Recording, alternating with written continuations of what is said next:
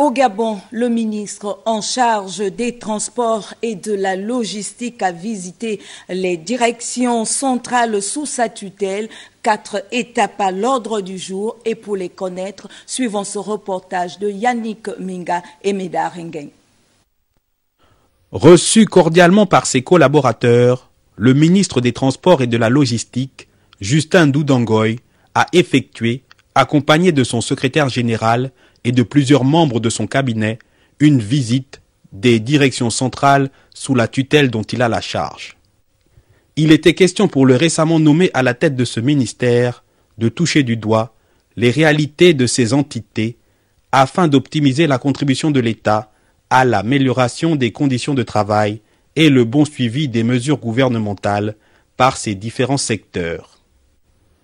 Cette visite se composait de 4 étapes. La direction générale du centre d'examen du permis de conduire, ainsi que celle de la sécurité routière, le ministère des Transports et de la Logistique, et plus tard dans l'après-midi, la direction générale de la marine marchande. Les objectifs assignés à ce ministère sont d'une grande importance pour le mieux-être des citoyens et la bonne gestion des dépenses et recettes de l'État.